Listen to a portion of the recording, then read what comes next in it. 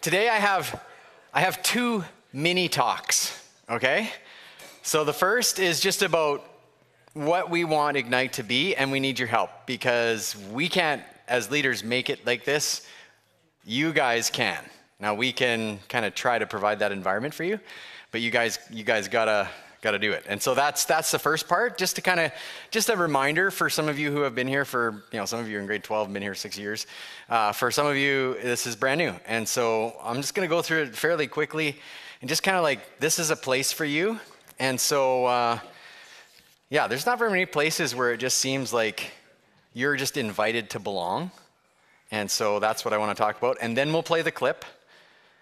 And then we'll do the Born to Sail introduction. So it's not a full talk, it's just an introduction. All right, you guys ready? Okay, so one of the, I guess you could call it a slogan that we like to talk about, especially as leaders, and especially me, is this is my dream, my heart for Wednesday nights. We call it Ignite. It's a place to be loved, to belong, and to be known. And so this is, I'm just going to go through this fairly quick because this is what we want here at Ignite. We want this to be a place where you actually feel loved. And sometimes that is really difficult because you don't feel loved very often, right? And sometimes it's our fault. But most times, like people, that's not their goal. Their goal isn't to love you. I'm telling you that as a leadership, our leadership team, we talk about this. One of our main goals, we want to love you guys. And we're not perfect at it, okay? So we need your help. Give us some grace. But it's not just about us loving you guys. Like, we want to help you guys to figure out, well, what does that look like to love other people, other students? Here at Ignite for sure, but then beyond here, because it's not just for here, but this is the environment we want to create. We want this to be a place where you know you're loved. That's why we have the leaders that we have. And as I talked earlier and introduced our leaders, like these people volunteer their time. Like they're here, not under compulsion. As far as I know, none of them are doing like community service and going like, I have to work with teens. They are here because they love Jesus and they love you guys. And so we're going to try as a team to do our best to make you feel welcome here because we love teenagers. I've been a youth pastor for a really long time. And here's a little bit of backstory. I did not expect to be a youth pastor for very long. I had different goals. My plans were completely different. But God had different plans than that. And his plans won, fortunately. And my kind of original plan was 3 years as a youth pastor and then on to something else. I wanted to get my doctorate. I loved school. I loved studying. And so I was just thinking that's what I want to do.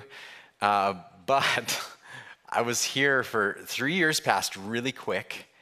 And I found out I love teenagers. It is the best age of people. I love it. I think it's so awesome. I never dreamed that I would have been a youth pastor for this long. And I worked with youth before I was a youth pastor. And so that's actually where I kind of got introduced to students. And I'm like, oh, I like this. This is awesome. I never thought I liked teenagers at all until I spent some time with them. And I was like, whoa. And at the time, I was only 20. I was a young adult, so it's 20-something. And so I realized that, and more over the years, I'm like, man, we need to create this space where teens know that they're wanted and loved. And we're going to try our best to love you guys. And we're asking that you guys try to do that for each other. And one of the ways that we want to do that is we want to make you feel valued. Okay, so here's the interesting thing about that. So like I mentioned earlier when we kind of said, hey, this is what Ignite is like, and you go off to your groups, that doesn't mean everybody's just going to agree with you, and that's not necessarily what's going to happen, right? But we are going to value you. So we're not going to try to tear you apart. We want to create safe spaces for students to explore faith, explore God, explore the issues of life, the things that we're in contact with every day, and we want it to be safe, and that's really, really difficult. So there's this hard part where we want it to be safe and we want you to be valued, but that doesn't always mean that we're just going to agree on things. And so part of it is learning how to disagree and still love each other and care about each other and value each other and respect each other. It's actually awesome to be able to do that and to learn how, because our culture most certainly is not teaching you how to do that. And here's why. It's because you are valuable. One of the reasons we want to show love and we want this place to have that kind of environment is because you are valuable. You were created in God's image. You bear God's image. If we just didn't go any further than that, you're valuable. And throughout your life, what you're going to experience, and I know all of you have experienced it, at least almost all of you have experienced this, where you don't feel like you have value. You're going to experience that. This is one of those places that reminds you that that's a lie. You are valuable. And that's one of the ways that we want to love you, is to remind you you're valuable and to remind you that you matter to us, but more importantly, you matter to God. And that's why we have Wednesday nights, because you guys matter, God matters, and you matter to God. And so we want this to be that kind of place where you feel and know that you're loved. Secondly, it's a place to belong. And so you may not belong in other places. You may feel like a bit of an outsider. You might be, maybe a little nerdy, or maybe like a super jock or whatever, and you don't feel that you fit into the other spaces. And I want you to know that because we're committed to making this place a place that you're loved, we're also committed to helping you belong here. And it's hard, right? Because it is tough. And sometimes we just feel like we don't belong because maybe we're not like some of the other people, maybe even in our own little group. But I want you to know that, again, that's a lie. You do belong here. You don't have to be like the other people in your group. What I want most, and my leaders would agree, and disagree with me, feel free if you don't agree with this, is we want you to actually be who God made you to be. That's who we want, right? And so we want Anna. We want you to be Anna, and we want you to know that Anna belongs here, right? And I can go through everybody here. I just happen to see Anna right there. I mean that girl right there, right? It's just like. And so we want you guys to know that every single one of you guys, you belong here. We want to explore faith. We want to explore God. We want to explore relationship, what that even means. And we want this place to be like that. So you belong. And it doesn't matter whether you know Jesus or not yet. I'm hoping that you will, but that isn't kind of a prerequisite for you to come to youth, that, you have to be like this. No. We're going to introduce Jesus to some of you guys and maybe to some of your friends. And it might be the first time. And that is really exciting because Jesus means a lot to me. And again, it's one of the reasons why, Wednesday nights, every night, I'm here pretty much every Wednesday night. And I'm excited to talk about Jesus. And I'm excited to talk to teens. And finally, we want you to be connected to other students. And we're actually going to talk about this in our Born to Sail. It's actually, I think it's almost the second last talk. And it's actually called The Crew. But we want you to be connected to other students. We want you to be able to, so part of the process, starting grade 7 and 8, your groups are going to look a little different as you get older and more mature. And you find out you actually desire to maybe be a little more open with some of your friends. We want to provide the opportunity for that. I know that's scary and it's hard because as a teenager, your whole pretty much existence is trying to fit in, right? Trying to figure out how to fit in. And now you got a guy up here saying, no, I want you to be you. What? Which is it?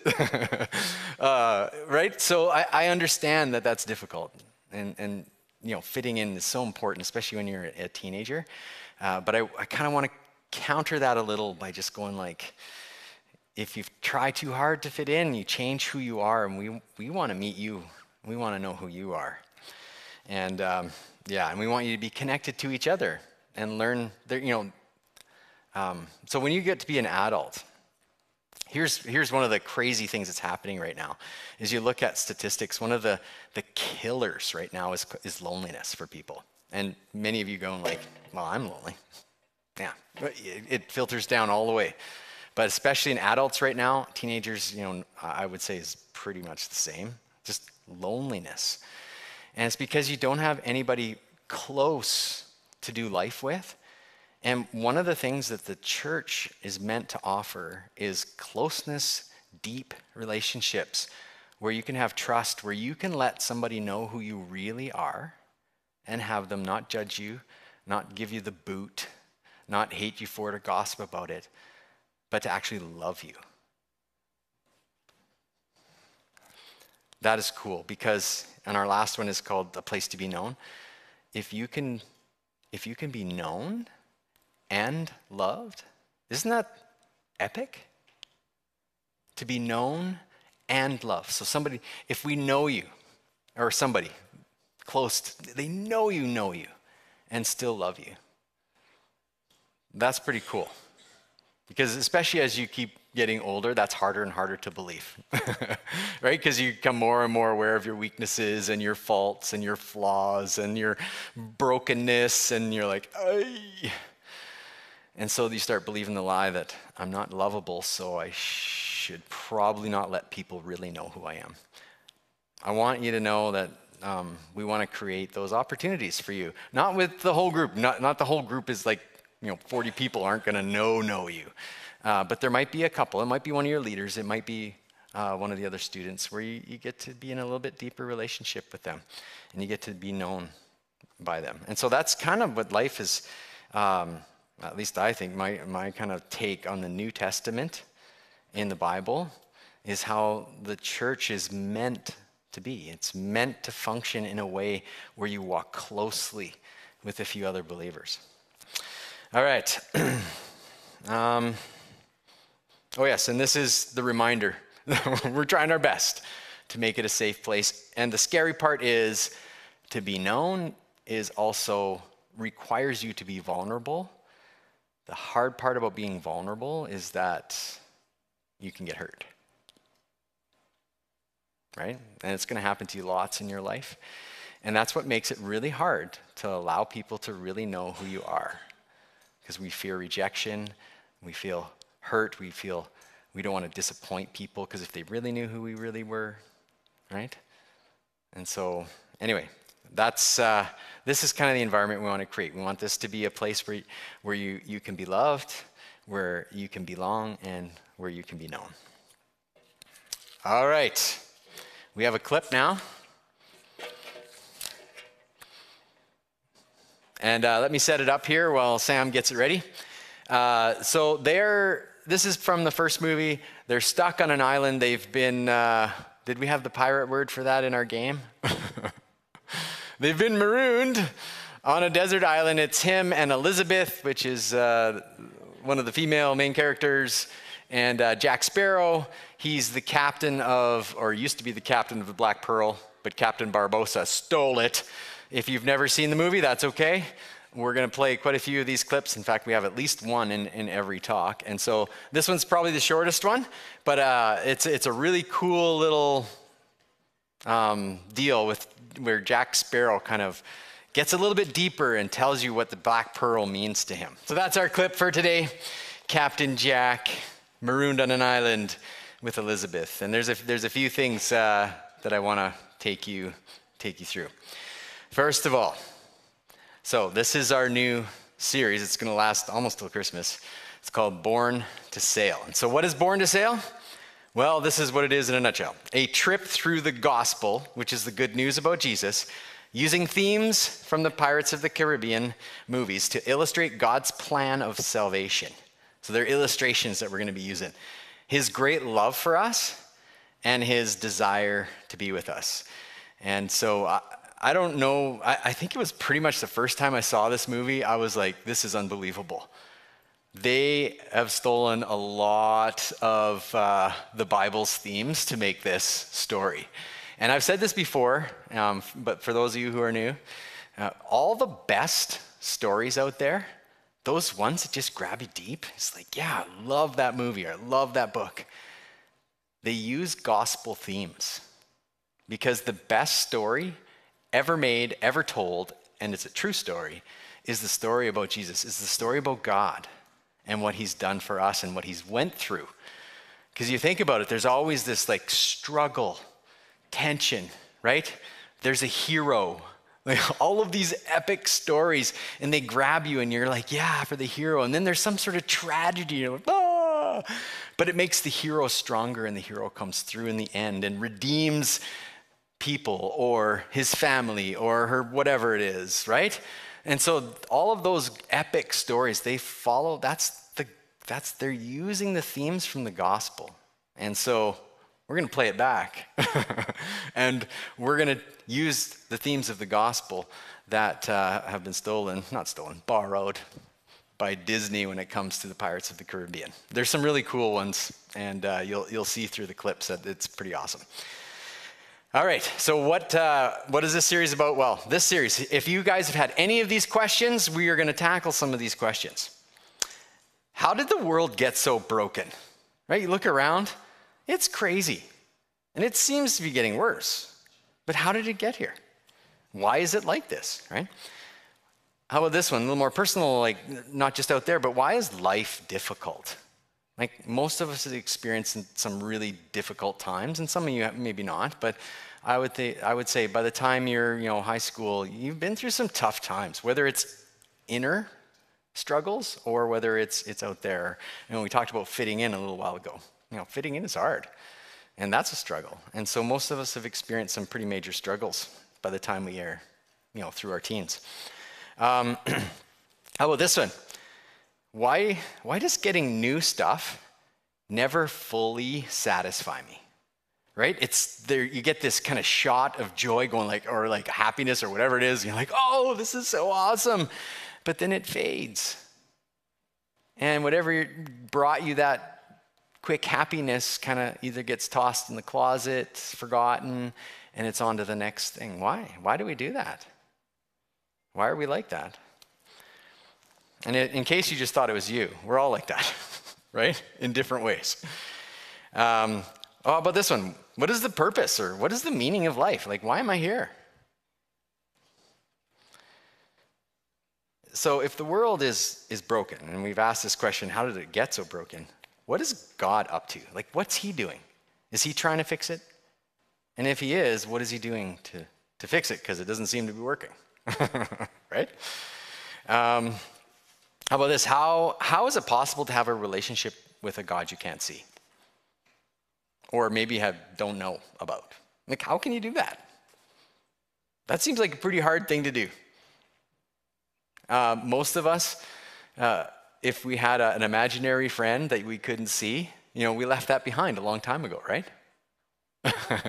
I saw some people go like, oh no, I've been found out. Right? And they're like, oh, that's just imaginary, you can't see them. Oh, how do you kind of explain God? Like, we can't see him. The Bible calls him invisible or a spirit. Not a spirit, spirit. All right, so we're going to talk about that. And if there is a God, and if he did create everything, how do I actually know that he cares about me, or that he's good, or that he actually loves me? All of these themes we're gonna cover through this series, and so I'm excited about it. I think it's going to be lots of fun. Okay, so here's the introduction to this whole thing. From the beginning, God's desire has been to be with us. That's his desire right from the start. That's why he created us. That's why he created the earth and everything that we can see.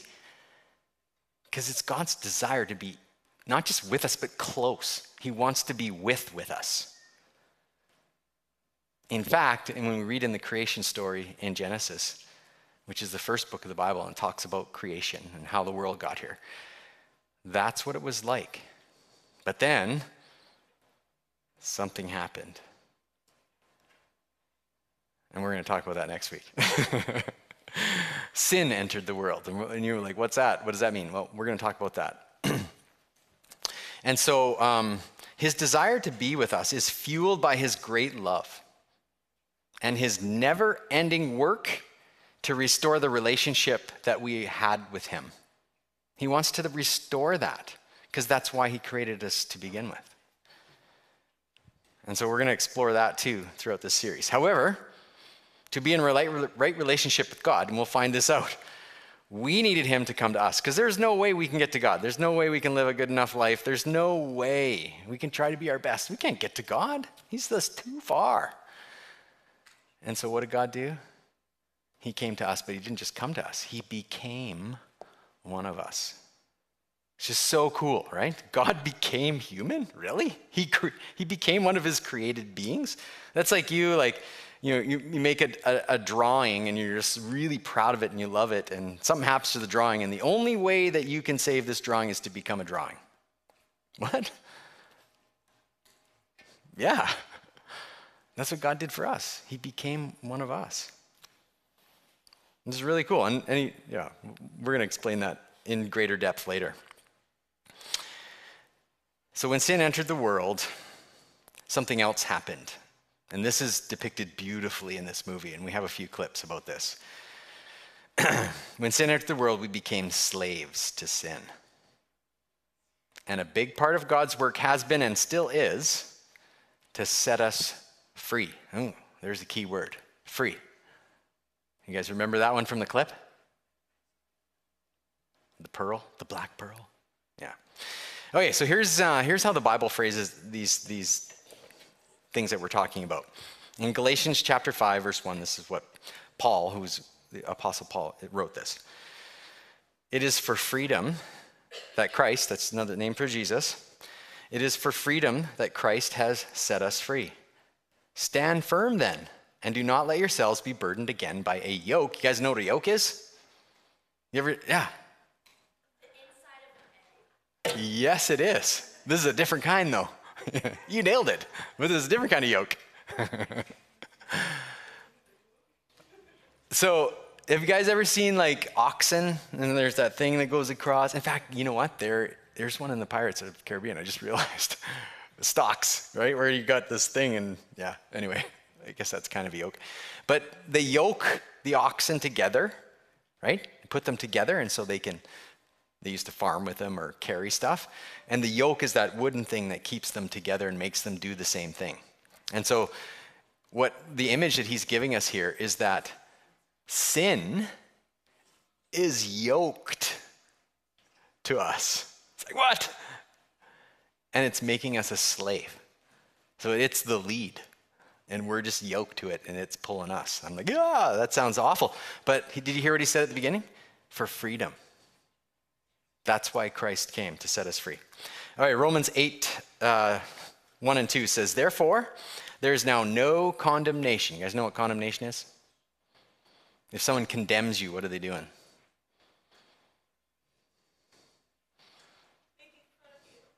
Okay, it could be making fun. But even worse than making fun, what would they'd be like, you're like this or that. Yeah. Right? And so it just feels awful when someone condemns you. It feels terrible. And this is what Paul is writing this as well. There's no condemnation for those who are in Christ Jesus, meaning if you follow Jesus, if you've become a Christian, there's no condemnation. That's really hard to believe. But why? Because through Christ Jesus, the law of the Spirit who gives life has set you free from the law of sin and death. So ultimately, this is what Paul's getting at, is that life within Christ is freedom. But we have a problem. The problem is that God's enemy offers the same thing. And I'll explain this way. It's kind of we call it, you guys ever heard the Trinity? The Trinity is Father, Son, Holy Spirit. One God, three persons. Really hard to understand. And if that's the first time you've heard about God, you're like, what? It's okay. If you stick around for a while, you'll understand it a little bit better. But it's one of those things where we can't wrap our minds around how big, huge, awesome, massive God is. But the enemy is an unholy trinity. Tri is just three, right? And it's the world, the flesh, which means like your inner desires, and the devil. And so when I'm talking about the enemy, that's what it is. Sometimes it's within us, it's like, sometimes it's the world that's pulling us. And sometimes it's just literally the enemy, which not necessarily the being himself, but the spiritual beings that are in league with him, right? And so that's what we're talking about when we talk about God's enemy. But they offer the same thing. And so this specific thing, it's kind of the world around us. But here's the deal. It's a big lie. Because what the world offers us, it offers us all this fancy, awesome stuff. But it's a lie because it can't deliver on the promise. It's offering you contentment, joy, happiness, identity, all of those things, but it can't deliver. And the more you try to get, the more you try to agree or believe that, just the more enslaved you get. And so here's the really unfortunate part, is that we tend to believe, humanity in general, I'm not just saying those guys out there, us as people, tend to believe that real freedom comes from what the world's offering. And slavery is what God's offering. That's how we often view it. I really struggled with this for so long as a kid growing up. It seemed like all of the rules and all the stuff about faith and Christianity just seemed like slavery to me. But that's because we've been fooled. We've been tricked. And we've bought into a lie. And so we chase all this stuff that we think is going to make us happy. And in the end, it just makes you more and more thirsty, more empty. And so you grasp for more and more. But I'm getting into one of the talks, so I'll stop there. But that's what makes it really difficult. So remember this statement from Jack Sparrow, where he's explaining what the pearl is to him. He says, a ship is not just a keel and a hold and a deck and sails. That's what a ship needs. But what a ship is, what the black pearl really is freedom. Right? So he's expressing it's not just this ship that he wants. Everything that he can dream of, it's all that he desires. That's what this ship represents. It's not just the ship. So and that's why I used the clip, by the way. So here's let's kind of transfer back to what we read about freedom from Galatians and Romans. God's offer of salvation to people is freedom and life. Following Jesus isn't about going to church or youth, praying, reading the Bible, or obeying a bunch of rules. That's not what it's about.